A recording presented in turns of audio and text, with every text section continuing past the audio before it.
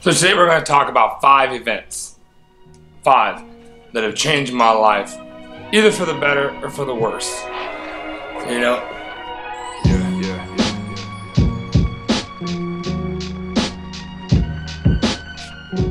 Life is weird, life is great, but life is also challenging and it's worth every moment of it.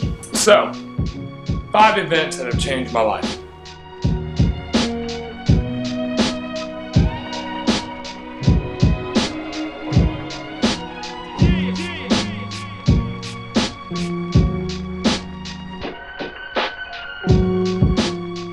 And I find that all these events, while completely different in what's happened, the outcome is still life-altering to my core, right? So yeah, that's the plan.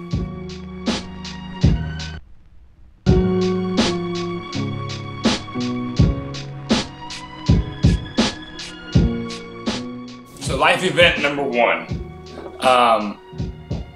The first thing that changed my life as an adult, not as a kid, because a kid, you know, like everything changes your life as a kid. It could be 5 minutes, you know, it could be 5 minutes at school, it could be, you know, an abusive home, it could be everything that you've ever wanted, you know, and it could change your life, you know.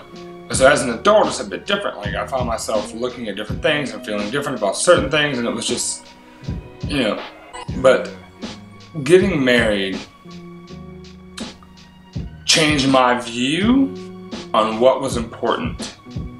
You know, it did. It made everything different. Like all of a sudden, it was, you know, it went from being just me to being me and her. It went from being I to we. It went from being me to us. And that's a huge change. And I was 20 when I got married, and I highly suggest that you not do that, but that was the thing, man. I got married and it made this crazy explosion of life. Like all of a sudden, like how am I going to be the adult I need to be for this? How am I going to take care of her? Not that women need to be taken care of, but in my mind, that's how I saw it. Is how am I going to provide for this family that I'm trying to build right now? How? Houseway.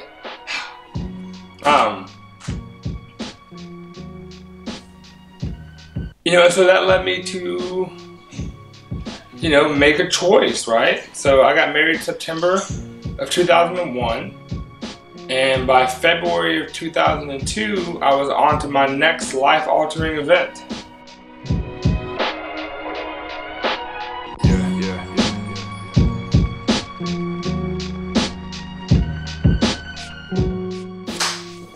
Life event number 2.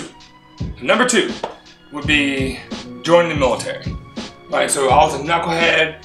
I was the worst kind of young man that the world had to offer, and I had to make a change. There had to be something different in my life to become the man that I wanted to be, become the man that I needed, but I didn't know how to make that change. I did not have the tools inside me to become a better person, right? To become this man that I wanted to be.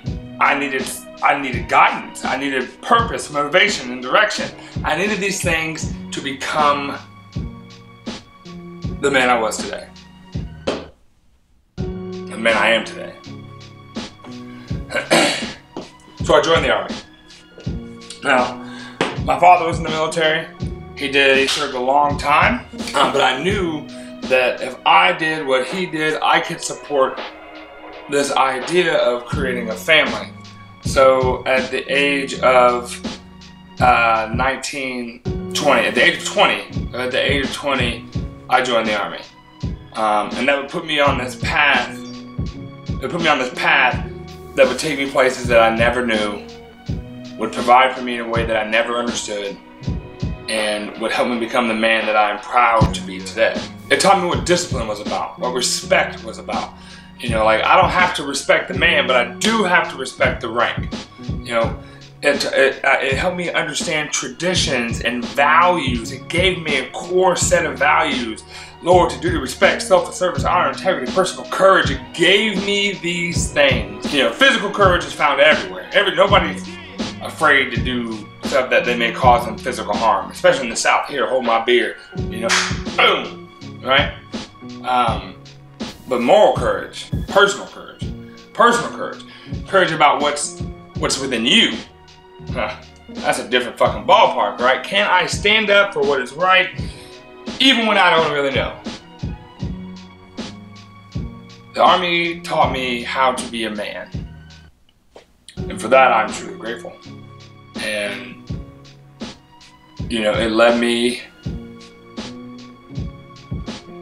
down this path that would, you know, ultimately guide me to a life where I can't imagine doing anything else to provide for my kids. I loved being in the Army. I fit in the Army. I was whole in the Army. I found me. And when you find you and you click, it feels right. You know, so I found myself married and in the Army. Which leads me to life-altering event number 3.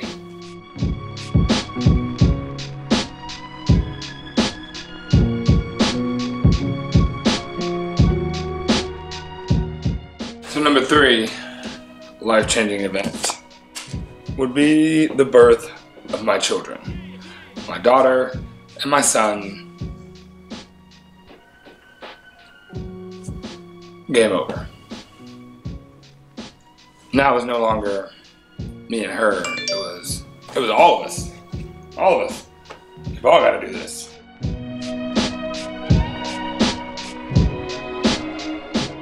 We all got to eat. We all got to be here. We all got to have something. Right? So, major change with that.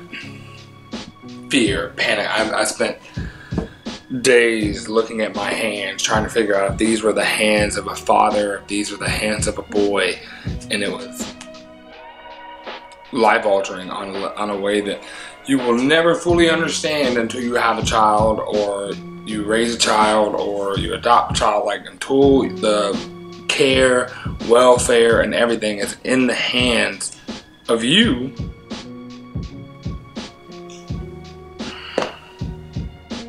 it's chaos. It really is. Like, panic like you've never known. And then when you lay eyes on that child for the first time, you feel a love that you have never known. A deep, undying love for these babies.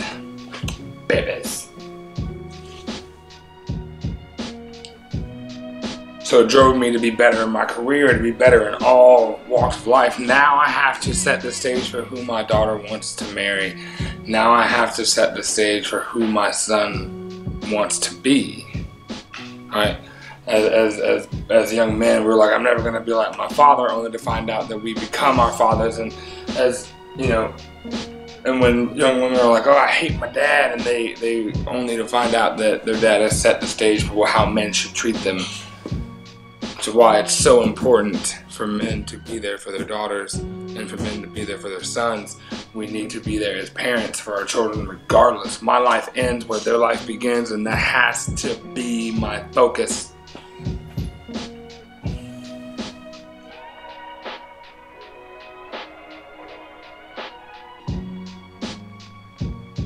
Move on to the next one.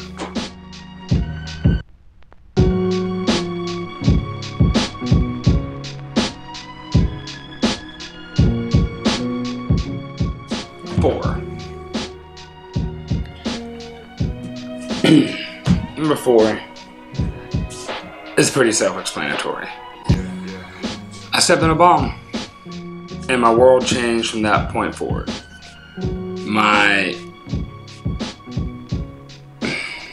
The way I had defined myself until that point was a soldier, father, husband, man.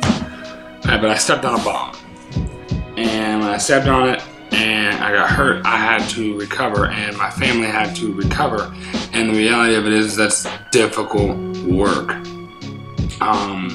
It took me forever and ever and ever to recover.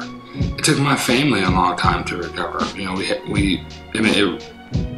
ultimately it led to the divorce. It led to me becoming a single parent. It led to a lot of things that, you know,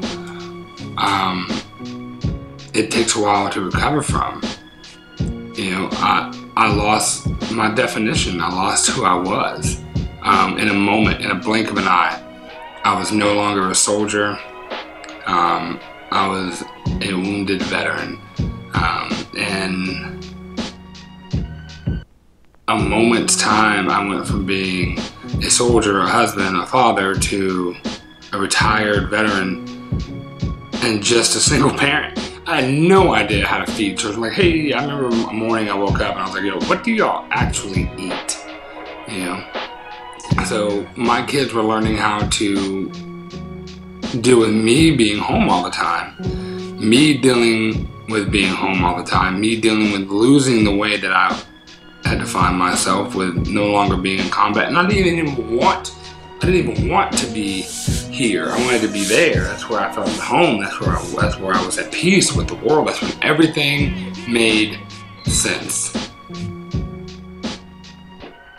So those four things together have brought me to this next point, number 5.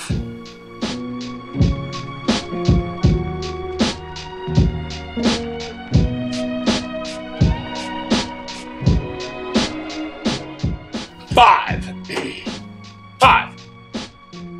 Sneakers. Sobriety. So I use drugs and alcohol to mask the way I felt about myself, to mask the loss of everything that I had known. So then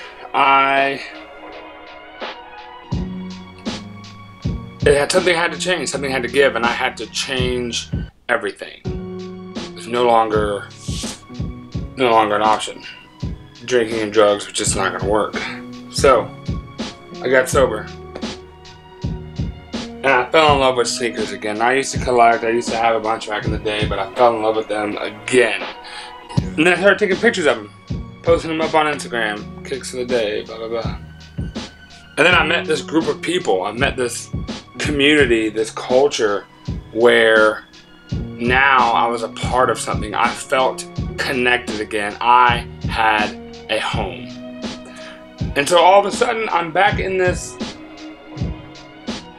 I have a definition. Like, I was still a father, that never changed. Like, I'm still a man, that's never changed. But I had a new place to express myself and to be and to connect with people and to meet people and to I could breathe again. And that's what the sneaker culture has given me. It's given me a place to be. You know, it's not just about the sneakers, it's about the people. It's about the talking to folks, being with people, communicating with people. Like, if it was just me posting pictures of kicks on there, I would just be, you know, I wouldn't give a shit. But there's more to it than that. There's the communication between you and I. It's us being out there. It's going to these sneaker cons, going out there and seeing people, meeting people, talking to people. People like, hey, will you sign my shoe? That's fucking crazy to me. Like, it's given me so much. Sneakers are a beautiful thing for me. I love them. They make me feel good. Like, a new pair will make me walk tall, be proud, everything else. But the culture has given me life. It has allowed me rebirth. And I will be forever grateful for that. You know, I can't even begin to explain what it's done for me. Yeah. Top 5 things to change my life. That's my countdown. That's my video. Like, comment, subscribe. Hope to talk to y'all later. Talk to y'all soon. Bye.